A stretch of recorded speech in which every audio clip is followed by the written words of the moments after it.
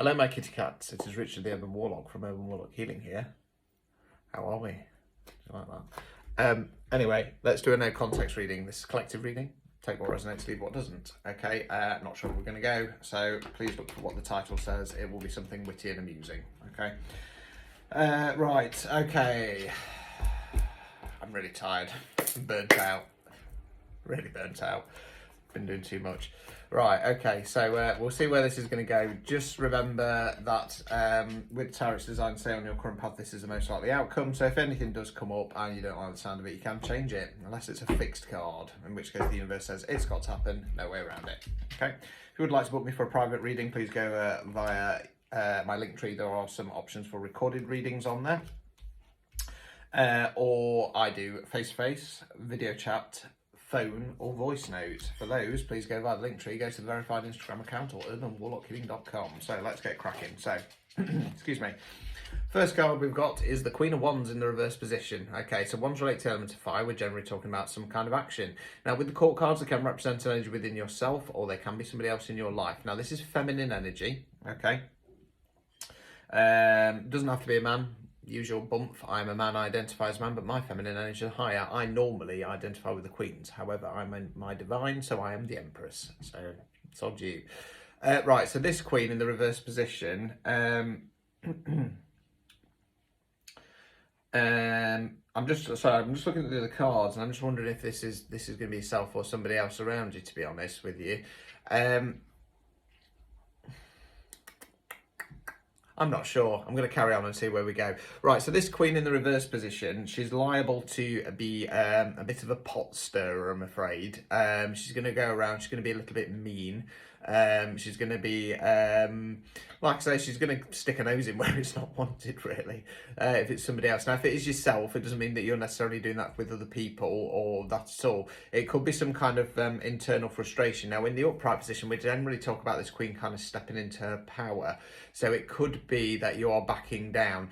The reason why I'm struggling a little bit is because when we do these collective readings, it is normally the feminine energies who kind of follow the tarot readings. So I'm erring more on the side of saying that this could be yourself, but like I say, I might change my mind as we go through. We then got the Lovers card in the reverse position. So in the upright position, the Lovers is a very positive, beautiful, powerful card. And if you come to me and said, right, Richard, I'm single and I want a love reading, you're probably wanting to see this. Now, it's in the reverse position, so this is talking about kind of friction, fallout, possibly even separation. Now, with the Lovers, it doesn't tend to be like a long-term relationship. It tends to be something a little bit newer, if I'm honest with you. That's kind of where I'm going. Like I say, it doesn't have to be love, okay? It could be a friendship, it could be somebody in the family, it could be a career, something along those lines. We then got the King of Cups in the upright positions. Cups relates to the element of water. We're generally talking about something on an emotional level. Now, we're talking about masculine energy here. Again, doesn't have to be a man.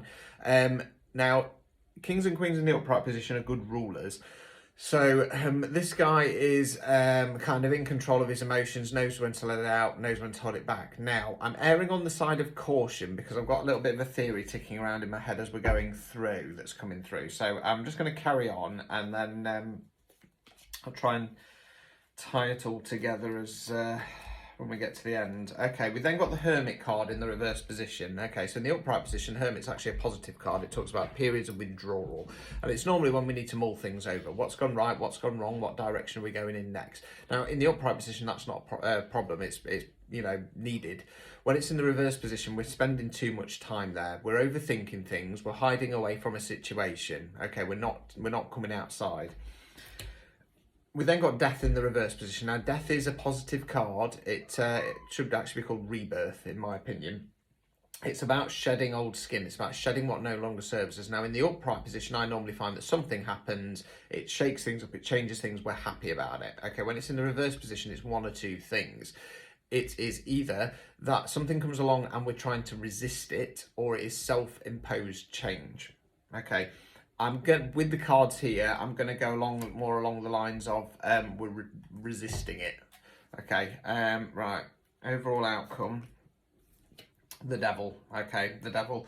Okay, so the Devil card, it's one or two things, really. It's either when you're kind of leaning on your crutches or vices, so your classic ones are drinking, smoking, sex, food, drugs, stuff like that. at times of stress, or it's something toxic, toxic relationship, toxic partnership, toxic job, whatever it is. Now we've got the Adam and Eve lovers figures there that I'm covering up on this card, but they're chained to the devil. Okay. Obstacles or blockages. Nine of Swords in the reverse. So swords relates to elements of air. It's generally speaking about the way we think and the words we use. Now, nines are reflection cards. The minor arcana cards run like a standard deck of cards. So we start at 8, go through 10, then we've got the court cards, and the numbers help signify where you're on a cycle. So nines are reflection cards before we go on to 10, and then close down the cycle, move on to something new. Now, in the upright position, you've got the person in bed there, head in the hands, crying. So it talks about periods of stress, sleepless nights, depression, stuff like that. The swords in this case represents a ladder, so it's about changing the mindset, climbing her way out. Please excuse Sky, she does this a lot. I think she's an autistic cat. Right, in the reverse position, we're talking about kind of breaking away from that. This feels a little bit to me like obstacles or blockages. It's almost like you've been through a period of kind of stressing about this this kind of relationship, and it's still not right, but you're almost going, oh well. You know what I mean? Oh, well, it's fine. I'm not going to lose any more sleep about it. Burying your head in the sand, basically. So final card, and then I'll tie this up. Right, so we then got the Four of Swords in the reverse position. So in the upright position, this talks about periods of rest. So it's when our mind or body becomes too burnt out, too overwhelmed. We'll listen to that. We take some time off. We take some time out. When it's in the reverse position, squeeze your tail. I did say hello, kitty cats. Yeah, in the reverse position, it's when we're not listening to that. Okay, so the universe sometimes steps in, makes us ill, makes us take our time off. Now, I'm not saying that's going to happen, because that's an advice card. It's more a case of if you don't start kind of taking the time required and the rest required, the universe is going to step in. What this looks like to me is I'm going to go down the relationship route. I'm going down toxic relationship if I'm honest with you. It feels like the person this reading's for is getting frustrated. Okay, there's a lot of issues in this relationship. You're hiding away. Okay, you're hiding away and you're resisting the change. You're not breaking the chains of the devil. Now, yes, we have got the King of Cups there in the upright position.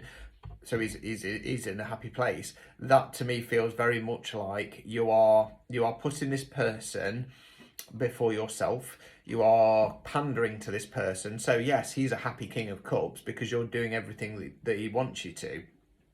You're not in a good place at all. You need to get the fuck out of this. Okay, this is toxic relationship, I'm afraid. This is your classic toxic karmic relationship, and you need to get out. Now, as I always say, life's too fucking short. And I know that because I'm 41 and I'm a widower. Okay, life's too fucking short. Right, you need to break out of this. Okay, and you do. Okay, it's not healthy. It's not right. And what I always say to people is like, you know, when you get to your deathbed, do you want to look back and go, do you know what? I gave all my hopes, dreams and aspirations to somebody else. They got what they wanted, but, you know, I'm dying, you know, fairly unfulfilled and miserable because I sure as shit don't want to do that. And I don't. So... This is why I say to people, get the fuck out. Okay, having had every single one of my relationships be a karmic relationship, I'm quite aware of the toxic cycles at play here. You need to break out of it.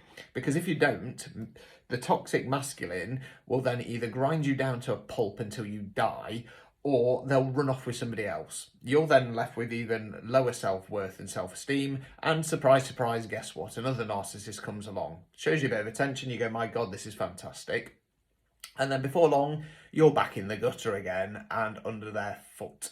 Okay, what you need to do is go, do you know what? I've got more fucking self-worth than this. And if people can't see my qualities, then they ain't worth my time. And until you do that, this cycle will repeat in this lifetime and the next and the next and the next. Okay, I'm not saying it's easy, but you need to break this cycle. You need to break this chain. So please start finding some self-respect and please get away from this fucking idiot. Until next time, ta-ta.